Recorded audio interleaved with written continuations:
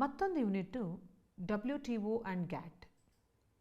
1939 in the year 1939 there will be Second World War which will going to end in the year 1945. After the end of Second World War, three important organizations will going to emerge: IMF, IBRD and ITO. International Monetary Organization, Institutions for Reconstruction and Development, and the International Trading Organizations. ಇದೆಲ್ಲದರ ಜೊತೆ in the year 1949 GATT will come into existence, General Agreement on Trade and Tariffs, in the Havana Charter Act. But this particular GATT will be considered as rich man's club. Why?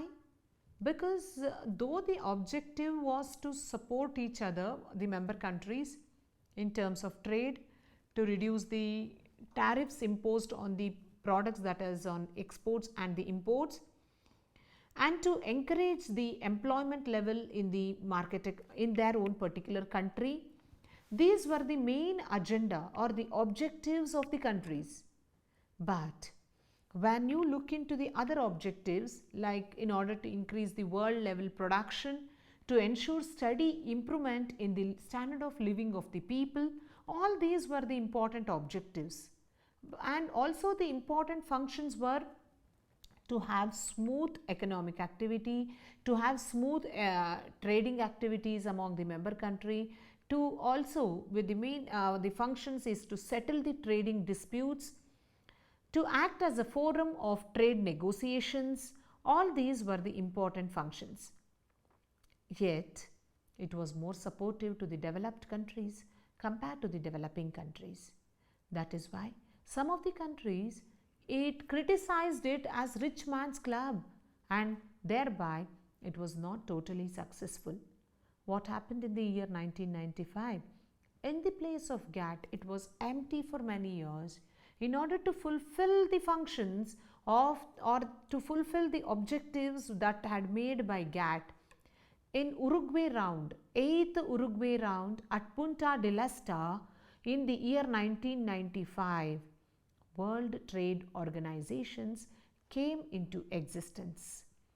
And this also has the same objectives and the functions that of the GATT, that is reduction of trade barriers, to reduce the tariffs among the member countries, to make agreement in terms of agriculture, and in order to make the TRIPS, that is trade related intellectual property rights, TRIMS, trade related investment measures, are the important agreement between the or the functions of the WTO. Similarly, India and WTO has a very good relationship.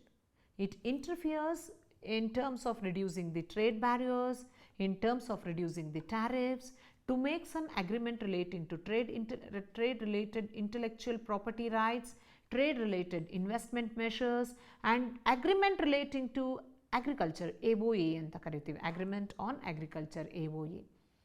These are the important functions of WTO.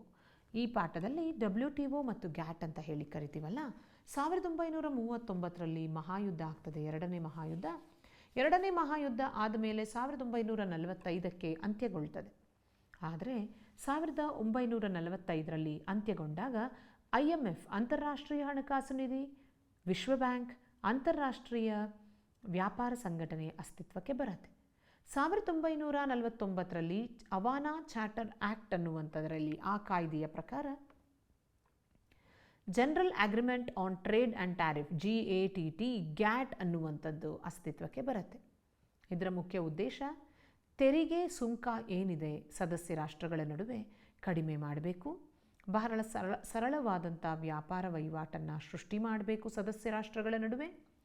ಜನಸಾಮಾನ್ಯರ ಅಂದರೆ member ರಾಷ್ಟ್ರಗಳು, ಸದಸ್ಯ ರಾಷ್ಟ್ರಗಳ ಜನರ ಜೀವನ ಮಟ್ಟವನ್ನು ಸುಧಾರಿಸಬೇಕು, ಇಲ್ಲಿ ಇರುವಂಥ ಉದ್ಯೋಗಾವಕಾಶಗಳು ಜಾಸ್ತಿ ಮಾಡಬೇಕು, ಒಟ್ಟಾರೆ ಪ್ರಪಂಚಾದ್ಯಂತ ಉತ್ಪಾದನೆಯನ್ನು ಹೆಚ್ಚು ಮಾಡಬೇಕು ಅನ್ನೋದು ಇದರ ಧ್ಯೇಯೋದ್ದೇಶವಾಗಿರುತ್ತೆ. ಹಾಗಾದರೆ ಮುಖ್ಯ ಕರ್ತವ್ಯಗಳು ಏನು ಮಾಡುತ್ತೆ ಅಂತ ಹೇಳಿದ್ರೆ, ಇದು ಕೂಡ ಅಸ್ತಿತ್ವಕ್ಕೆ ಬರೋ ರೀತಿಯಲ್ಲಿ ಇದ್ದಾಗ ಅಭಿವೃದ್ಧಿ ಹೊಂದಿರುವ ರಾಷ್ಟ್ರಗಳಿಗೆ ಹೆಚ್ಚು ಆದ್ಯತೆಯನ್ನು ಕೊಟ್ಟು ಅಭಿವೃದ್ಧಿಶೀಲ ರಾಷ್ಟ್ರಗಳಿಗೆ ಮಲತಾಯಿ ಧೋರಣೆಯನ್ನು ತೋರುತ್ತೆ. ಹಾಗಾಗಿ ವಿಮರ್ಶೆಗೆ ಒಳಗಾಗಿ, ಟೀಕೆಗೆ ಒಳಗಾಗಿ ಇದು ಶ್ರೀಮಂತರ ಒಂದು ಕ್ಲಬ್ ಅಂತ ಹೇಳಿ, ರಿಚ್ ಮ್ಯಾನ್ಸ್ ಕ್ಲಬ್ ಅಂತ ಹೇಳಿ ಟೀಕೆಗೆ ಗುರಿಯಾದಾಗ ಇದು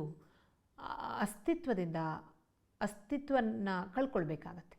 ಹಾಗಾಗಿ 1995ರಲ್ಲಿ ವಿಶ್ವ ವಾಣಿಜ್ಯ ಸಂಘಟನೆ, ವರ್ಲ್ಡ್ ಟ್ರೇಡ್ ಆರ್ಗನೈಸೇಷನ್ ಅಂತ ಹೇಳಿ ಪುಂಟಾ ಡೆಲ್-ಎಸ್ಟಾ ಒಂದು ಪ್ಲೇಸಿನ ಹೆಸರು, ಸ್ಥಳದ ಹೆಸರು. ಅಲ್ಲಿ ಉರುಗ್ವೆಯ ಒಂದು ಸಮಿಟ್ ನಡೆಯುತ್ತೆ, 8ನೇ ರೌಂಡ್.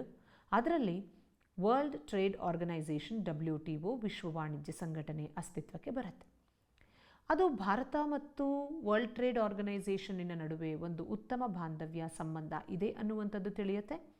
ಇದರ ಉದ್ದೇಶ ಅಥವಾ ಕರ್ತವ್ಯ ಏನು? ಕರ್ತವ್ಯ, ಫಂಕ್ಷನ್ಸ್ ಆಫ್ WTO ಅಂದಾಗ ಅಲ್ಲಿ ಇರುವಂಥ ಟ್ರೇಡ್ ರಿಸ್ಟ್ರಿಕ್ಷನ್ಸ್, ವ್ಯಾಪಾರದ ನಿರ್ಬಂಧನೆಗಳನ್ನು ಸಡಿಲಗೊಳಿಸಬೇಕು, ವ್ಯಾಪಾರವನ್ನು ಹೆಚ್ಚಿಸಬೇಕು, ಹಾಗೆ ಒಂದು ನೆಗೋಸಿಯೇಷನ್ಸನ್ನು ಮಾಡ್ಕೊಳ್ಳೋದಕ್ಕೆ ಸದಸ್ಯ ರಾಷ್ಟ್ರಗಳ ನಡುವೆ ಅನುಕೂಲ ಮಾಡಬೇಕು, ಅಲ್ಲಿ ಒಂದು ಟ್ಯಾರಿಫ್ ಸುಂಕಗಳನ್ನು ಕಡಿಮೆಗೊಳಿಸಬೇಕು, trade related intellectual property rights, ಭೌತಿಕ ಹಕ್ಕುಗಳು ಏನಿದೆ ಅದರ ನಡುವೆ ಒಂದು ಒಪ್ಪಂದವನ್ನು ಮಾಡಿಕೊಳ್ಳೋದು, ಸದಸ್ಯ ರಾಷ್ಟ್ರಗಳ ನಡುವೆ ಹೂಡಿಕೆಗೆ ಒಂದು ಒಪ್ಪಂದವನ್ನು ಮಾಡಿಕೊಂಡು ಕೃಷಿಯ ಬೆಳವಣಿಗೆಗೆ, ಅಭಿವೃದ್ಧಿಗೆ ಒಪ್ಪಂದಗಳನ್ನು ಮಾಡಿಕೊಳ್ಳೋದು, agreement on agriculture, agreement on trade related intellectual property rights, agreement on trade related investment measures ಅಂತ ಹೇಳಿ ಕರಿತೀವಿ.